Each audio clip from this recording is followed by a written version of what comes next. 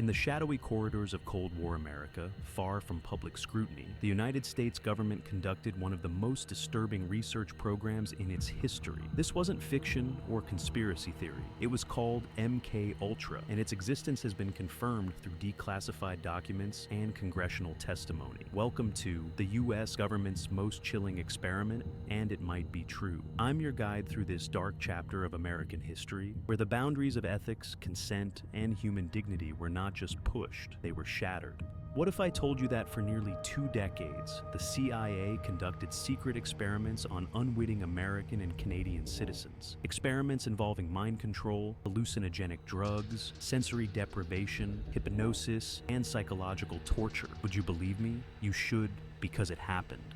The year was 1953.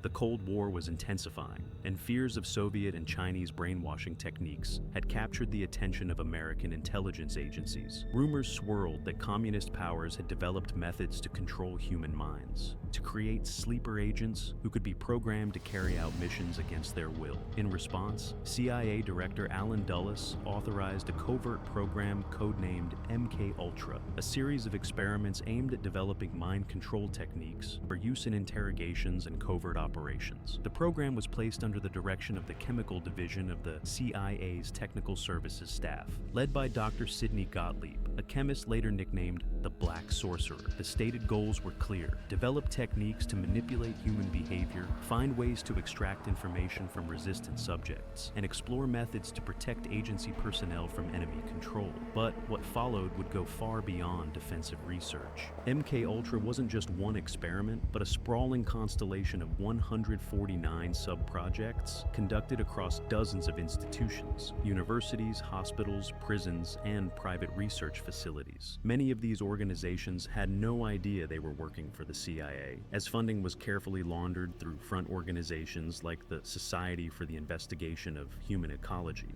The most notorious substance employed was lysergic acid diethylamide, LSD. At the time, this powerful hallucinogen was new and poorly understood. The CIA saw potential in its mind-altering properties and began administering it to subjects, often without their knowledge or consent. In one particularly disturbing operation called Midnight Climax, the CIA established several safe houses in San Francisco, New York, and other cities. They hired prostitutes to lure unsuspecting men back to these locations, where drinks would be spiked with LSD. Behind one-way mirrors, government agents observed the effects, taking notes on how the unwitting subjects responded to the drug. But LSD was just the beginning. MKUltra researchers explored an arsenal of mind-altering substances: mescaline, heroin, morphine, MDMA, psilocybin, scopolamine, marijuana, alcohol, and sodium pentothal. They investigated hypnosis, sensory deprivation, isolation, verbal and sexual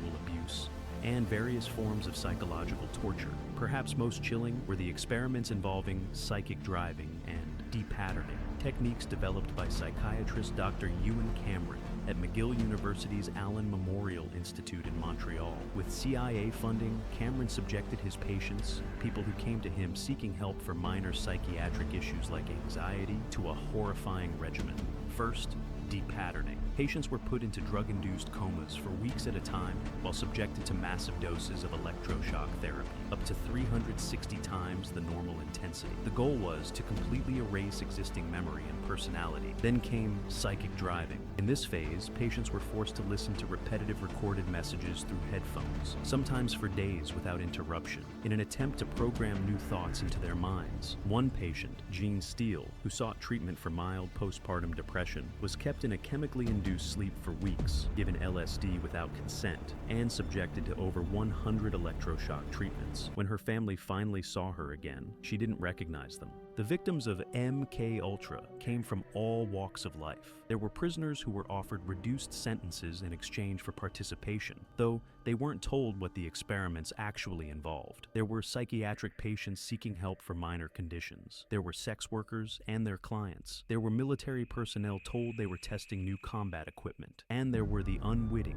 ordinary Americans and Canadians who never consented to participate in any experiment, who were drugged without their knowledge in bars, clubs, nightclubs, restaurants, and hospitals. Among the documented victims was Harold Blower, a professional tennis player who checked into a New York State psychiatric facility for depression following his divorce. Without proper consent, he was injected with a derivative of mescaline as part of an MKUltra experiment. He died hours later. Another notable case was that of Frank Olson, a bacteriologist working for the U.S. Army who was secretly dosed with LSD at a CIA retreat in 1953. Olson subsequently experienced a severe psychological breakdown and died days later after falling from the window of a hotel room. For decades, his death was ruled a suicide, but questions remain about whether he was murdered to prevent him from becoming a security risk. Perhaps most tragic were the experiments on children. Documents reveal that the CIA and the U.S. military experimented on children as young as 4 years old.